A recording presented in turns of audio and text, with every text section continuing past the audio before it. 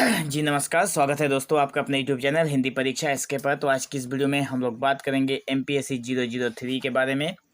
अ, उसके एक बहुत ही इम्पोर्टेंट प्रश्न जो कि आप लोगों के एग्जाम में देखने को मिल सकता है। अरस्तू के क्रांति पर विचारों का परीक्षण कीजिए। कई बार एग्जाम में पूछा गया प्रश्न है। उत्तर में लिखेंगे, अरस्तू ने अपनी पुस्तक राजनीति में क्रांति के कारणों, स्वरूप और निवारण के उपायों का गहन अध्ययन किया है। अरस्तू ने क्या किया, जिन्हें हम लोग इंग्लिश में या फिर अंग्रेजी में एरिस्टोटल बोलते हैं, उन्होंने अपनी राजनीति जो पुस्तक थी उसमें राजनीति में क्रांति के कारण, स्वरूप और उसके निवारण के उपाय का भी उन्होंने गहन अध्ययन किया।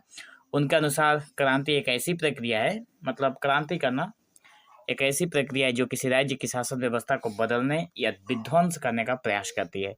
उन्होंने इसे दो रूपों में विभाजित किया है। पहला है संविधान में परिवर्तन और दूसरा है शासन के अधिकारियों या शासकों में परिवर्तन करने को कहा है।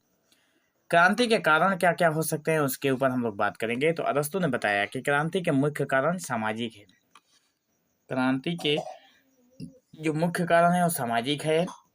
क्रांति आखिर होता क्यों है? कोई अगर विद्रोह करता है तो क्यों करता है? क्योंकि सामाजिक व्यवस्था के कारण, आर्थिक परिस्थिति के कारण, राजनीतिक जो असमानताएं फैली हुई है उसके कारण। तो उनके अनुसार निम्नलिखित कारण क्रांति को जन्म देते हैं। पहला है इसमें से आर्थिक विषमता, मतलब लोगों में जो अगर पैसे कौड़ी के अगर मतलब जो बंटवारा हो रहा है वो समान रूप से नहीं हो रहा है। तो जब समाज में अमीर और गरीब के बीच असमानता बढ़ती है तो क्रांति की संभावना अधिक होती है, क्योंकि जो गरीब लोग होते हैं वो क्रांति करते हैं। सामाजिक असमानता, समाज में भी असमानता का भेदभाव, जैसे कि नागरिकों के बीच सम्मान और प्रतिष्ठा में भेदभाव से असंतोष उत्पन्न हो जाता है।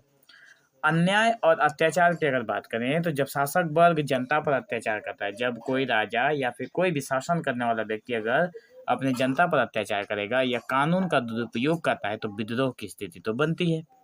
ठीक है, तो महत्वाकांक्षा और ईर्षा चौथे नंबर पॉइंट में यहाँ पे रखा गया है। महत्वाकांक्षा और ईर्षा जो कि सत्ता की लालसा भी क्रांति के कारण बनती है। क्रांति के प्रकार हैं। अरस्तू ने क्रांति को दो प्रकारों में विभाजित किया, दो प्रकार बना दिया क्रांति के, आंशिक क्रांति और पूर्ण क्रांति। ठीक है, मतलब एक छोटी सी क्रांति कुछ समय के लिए और एक पूर्ण क्रांति जो कि बहुत समय के लिए, लंबी क्रांति। तो जब राज्य के कुछ तत्वों में बदलाव लाने की कोशिश होती है, जब मतलब छोटी क्रांति कब होती है? जब आंशिक मतलब एक अंश मात्र की क्रांति कब होती है? जब राज्य के कुछ तत्वों में बदलाव लाने की कोशिश की जा रही है। और जब पूरी शासन प्रणाली को बदलने का प्रयास किया जाता है तब पूर्ण क्रांति।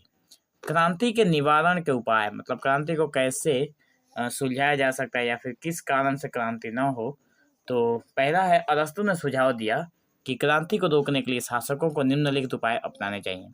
पहला है न्याय और समानता की स्थापना।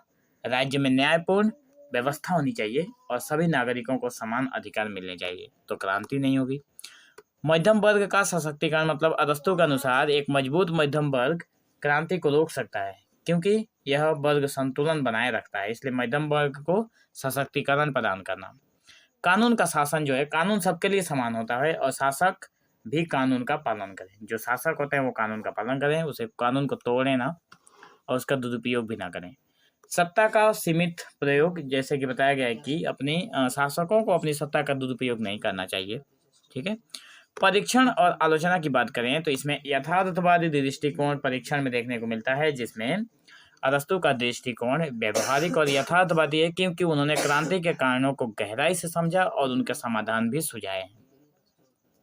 अगर मध्यम वर्ग पर मतलब बात करें तो मध्यम वर्ग पर जोर देना है, जैसे कि अरस्तू ने मध्यम वर्ग को क्रांति रोकने में सबसे महत्वपूर्ण बताया, और क्योंकि उनको पता है कि जो मध्यम वर्ग है वही क्रांति करते हैं, इसलिए उनको सशक्त कर देना ताकि क्रांति ना हो, जो आधुनिक लोकतांत्रिक सिद्धांतों के अनुरूप है।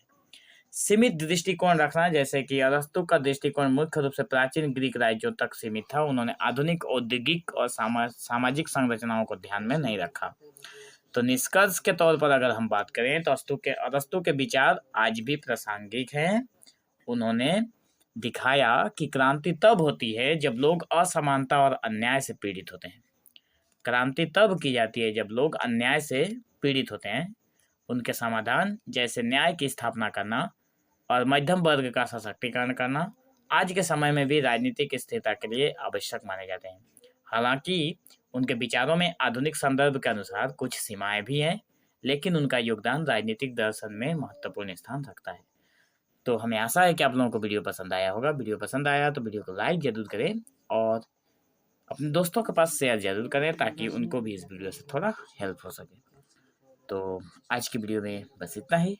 मिलते हैं नेक्स्ट वीडियो में, तब तक के लिए बहुत बहुत धन्यवाद।